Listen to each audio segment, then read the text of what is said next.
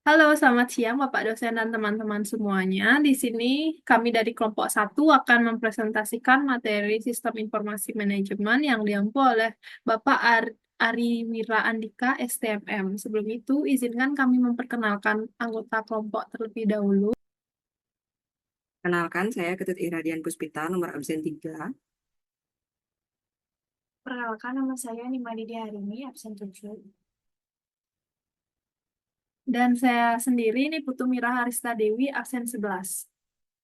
Baik, adapun pokok materi yang akan kami bahas yaitu yang pertama sejarah sistem informasi manajemen, yang kedua manfaat sistem informasi manajemen, yang ketiga para pemakai sistem informasi, yang keempat manajer dan sistem informasi, yang kelima data dan informasi, yang keenam evolusi sistem informasi komputer, dan yang terakhir organisasi jasa informasi. Baik, materi pertama akan dilanjutkan oleh teman saya. Oke, kita masuk ke materi yang pertama ya, yaitu sejarah SIM. Sistem informasi manajemen memiliki sejarah yang relatif singkat, diawali pada tahun 1950-an, digunakan sebagai solusi bisnis untuk melacak data pelanggan dan karyawan. Kemudian pada tahun 1950 hingga 1970-an itu, pemrosesan data menjadi fokus utama dan satu-satunya menggunakan komputer digunakan untuk membuat laporan dan mengoptimalisasi tugas-tugas administrasi. Kemudian pada tahun 1980, mulai muncul komputer pribadi yang memungkinkan pemrosesan dan analisis data yang lebih cepat dan lebih efisien. Pada awal tahun 1990, internet sudah mulai mengubah SIM dengan memungkinkan perusahaan untuk berbagi data dan informasi dengan pelanggan dan mitranya, di mana mereka bisa mengakses data dari mana saja di seluruh dunia. Kemudian, konsep sistem informasi ini telah ada sebelum munculnya komputer. Kemudian kita masuk ke materi yang kedua, yaitu manfaat dari SIM.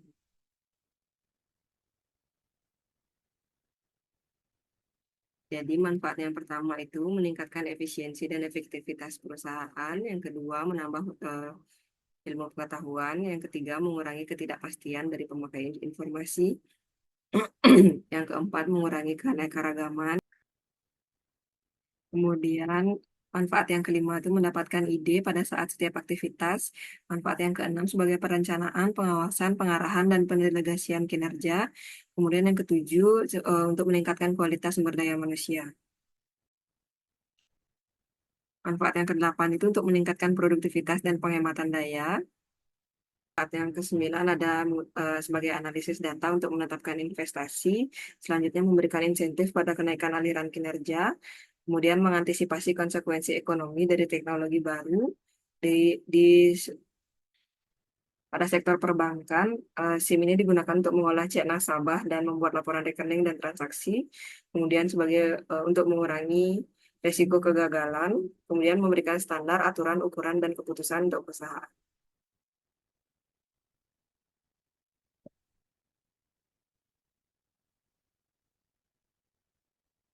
Kita masuk ke materi yang ketiga, yaitu para pemakai SIM.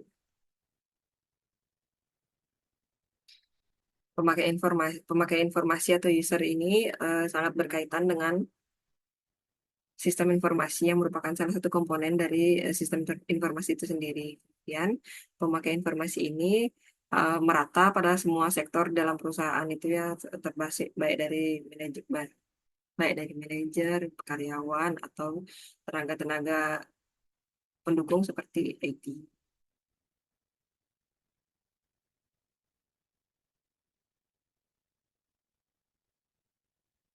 Jadi para pemakai SIM yang pertama itu mencakup manajer, di mana manajer ini menggunakan SIM untuk mendapatkan informasi yang diperlukan dalam pengambilan keputusan strategi.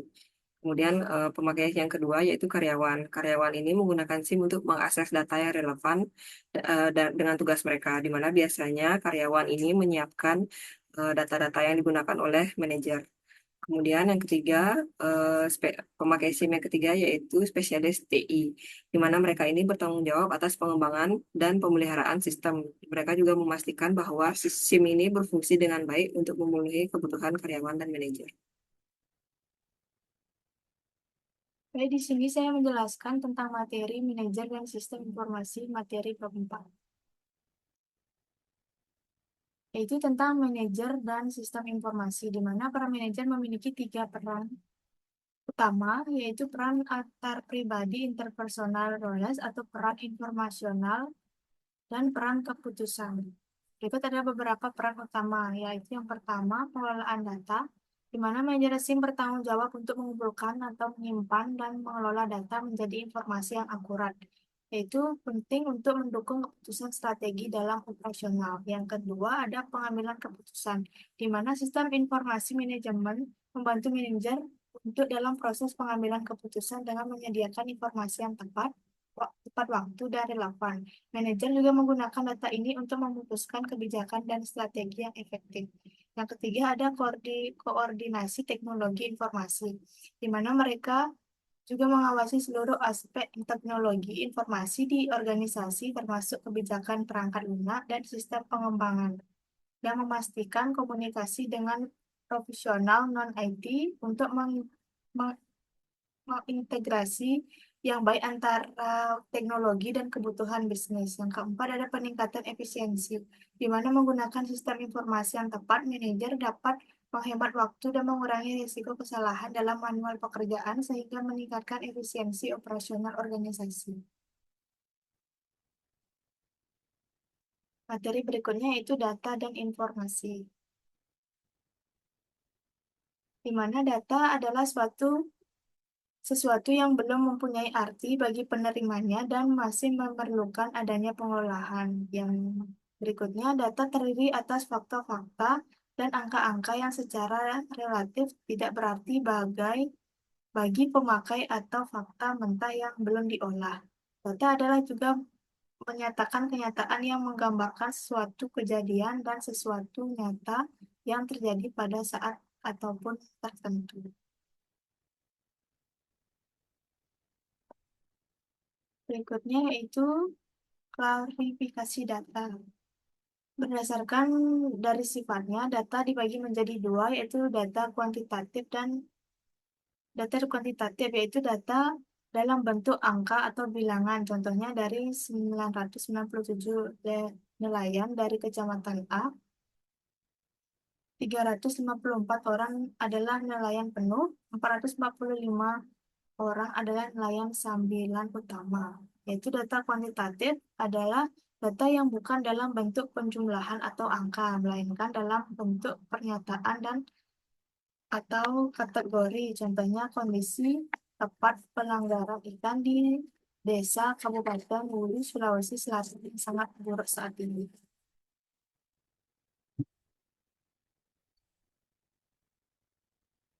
Berikutnya yaitu klarifikasi data berdasarkan sumber data dibagi menjadi dua, yaitu data internal dan eksternal. Data internal berasal dari dalam organisasi atau data asli, di mana yang dapat diperoleh dari observasi yang dilakukan langsung oleh peneliti atau yang bukan dari hasil pengamatan atau karya orang lain. Sedangkan data eksternal yaitu berasal dari luar organisasi atau institusi atau data hasil observasi orang lain.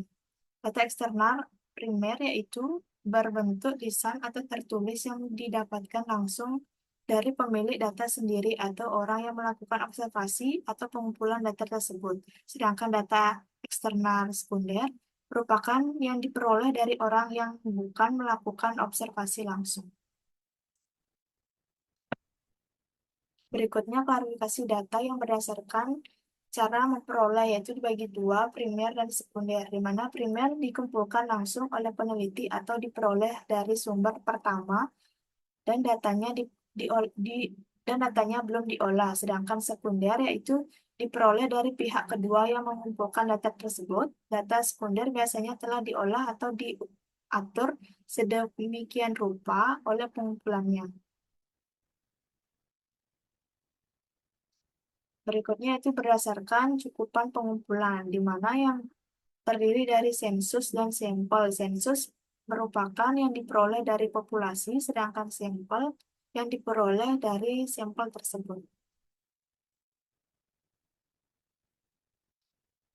Baik, yang berikutnya itu berdasarkan dinamika, di mana dibagi menjadi tiga, yaitu ada statis, semi dinamis, dan dinamis.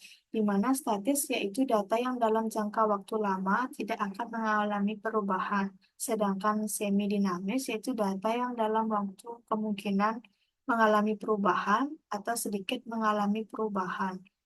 Yang ketiga yaitu dinamis, di mana data yang menurut waktu akan mengalami perubahan.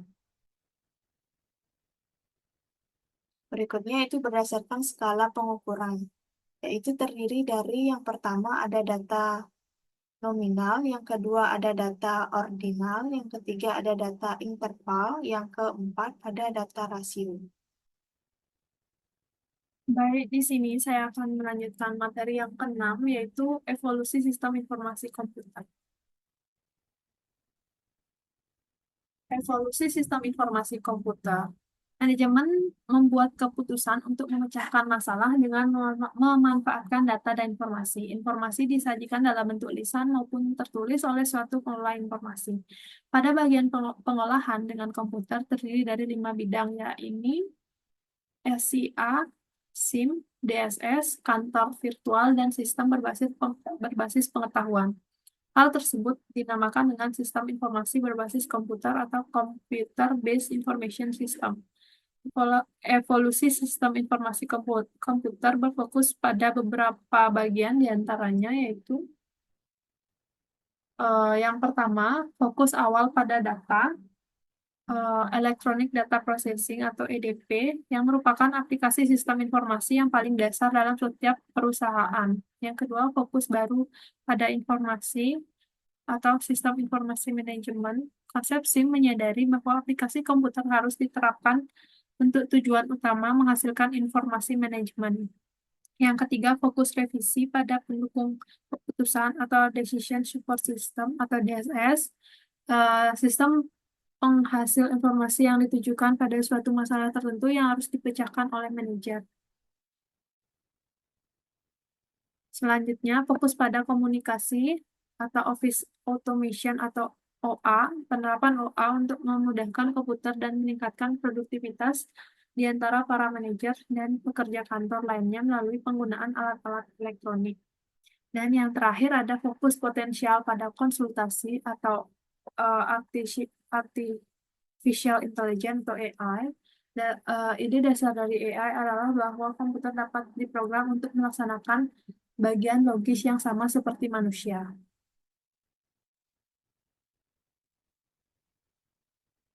Selanjutnya, sistem informasi manajemen dan fungsi bisnis.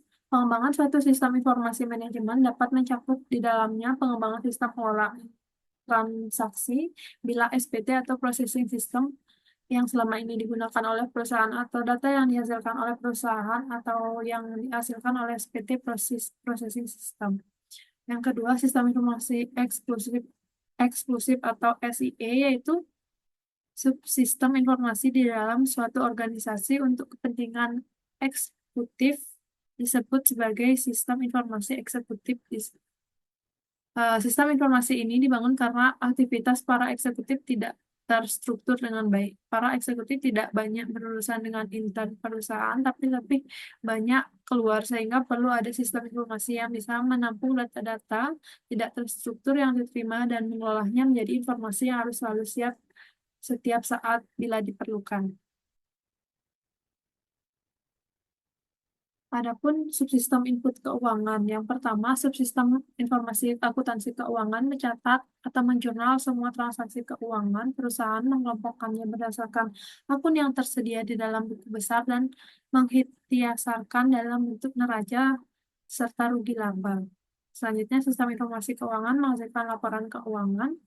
Subsistem audit intern membantu sistem informasi akuntansi dengan data dan informasi internal yang diperoleh sebagai hasil evaluasi yang dilakukan oleh audit intern. Dan subsistem intelijen keuangan mengumpulkan data yang berasal dari lingkungan luar perusahaan yang mempengaruhi arus uang komunitas keuangan, pemegang saham, pemilik, dan pemerintah. Selanjutnya, subsistem output keuangan, yaitu yang pertama, subsistem informasi peramalan jangka panjang antara 5 sampai 10 tahun sebagai dasar untuk perencanaan strategis. Yang kedua, subsistem informasi manajemen dana berkaitan dengan arus uang melalui perusahaan. Dan yang terakhir, subsistem informasi pengendalian menyimpan anggaran operasi tahunan dan memberikan masukan-masukan kepada manajer.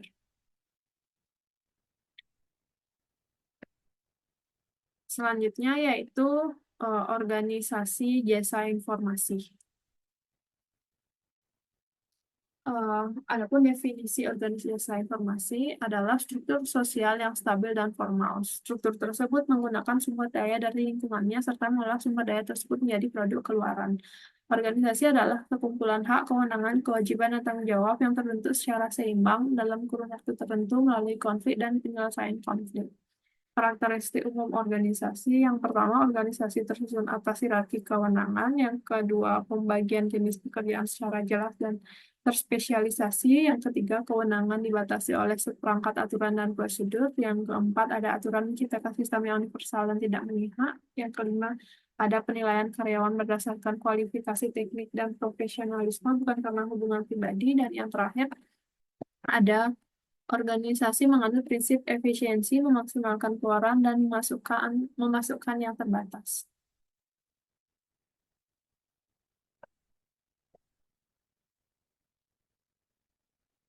Sistem informasi pada dasarnya merupakan bagian atau komponen dari organisasi. Oleh karena itu, komponen-komponen sistem informasi juga merupakan komponen dari organisasi. Dalam suatu organisasi, sistem informasi merupakan suatu alat yang dapat memberikan informasi yang diperlukan kepada semua pihak yang berkepentingan. Penggunaan sistem informasi secara efektif memerlukan pemahaman tentang organisasi, manajemen, dan teknologi informasi yang membentuk sistem.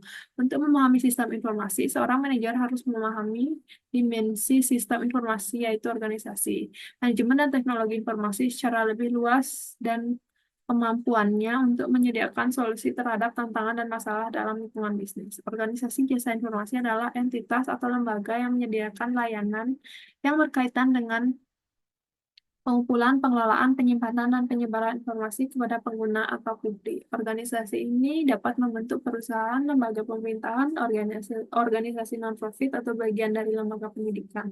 Fungsi utama dari organisasi jasa informasi adalah memastikan bahwa informasi dapat diakses, diperoleh, dan disajikan kepada individu atau kelompok yang memerlukan untuk tujuan tertentu seperti penelitian, pengambilan keputusan, dan peningkatan pengetahuan.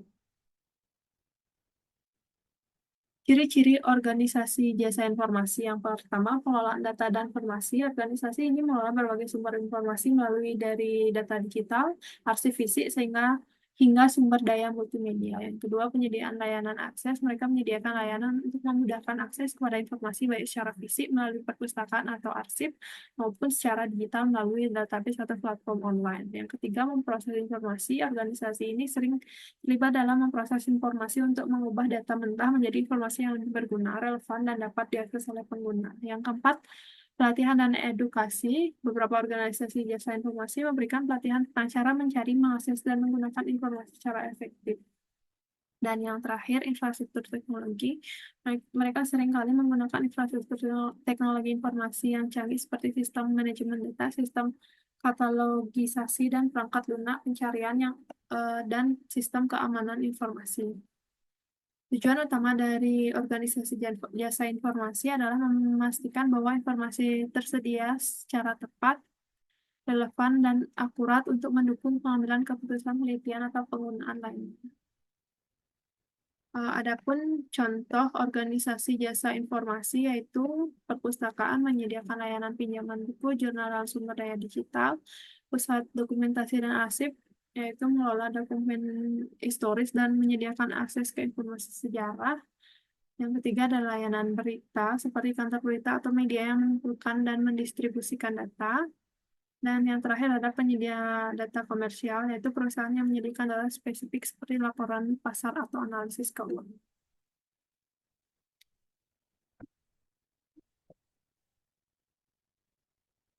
Baik, adapun kesimpulan dari materi kali ini yaitu sistem informasi manajemen merupakan sistem terpadu yang menggabungkan perangkat keras, perangkat lunak, dan jaringan komunikasi untuk memberikan informasi yang dibutuhkan manajer guna membuat keputusan yang lebih baik. SIM dimulai pada tahun 1990-an sebagai solusi bisnis untuk melacak dan data pelanggan dan karyawan dari tahun 1950-an hingga 1970-an, pemrosesan data menjadi fokus utama dan satu-satunya penggunaan komputer untuk membuat laporan dan mengotomatiskan tugas-tugas administrasi. Informasi berguna untuk membuat keputusan karena informasi merupakan ketidakpastian dan dapat meningkatkan pengetahuan. Para pengguna SIM adalah manajer, karyawan, dan spesialis TI. Manajer sistem informasi bertanggung jawab atas pengelolaan teknologi informasi dalam organisasi. Mereka mengawasi kebijakan, produk, dan perangkat lunak TI, serta memastikan bahwa semua sistem berfungsi dengan baik untuk mendukung kegiatan operasional perusahaan. Sistem informasi pada dasarnya merupakan bagian atau komponen dari organisasi. Oleh karena itu, komponen-komponen sistem informasi juga merupakan komponen dari organisasi. Baik, sekian presentasi dari kelompok 1. Eh, Kami mohon maaf jika ada kesalahan kata atau penyebutan dalam penyampaian materi. Akhir kata, saya sebagai perwakilan kelompok mengucapkan terima kasih.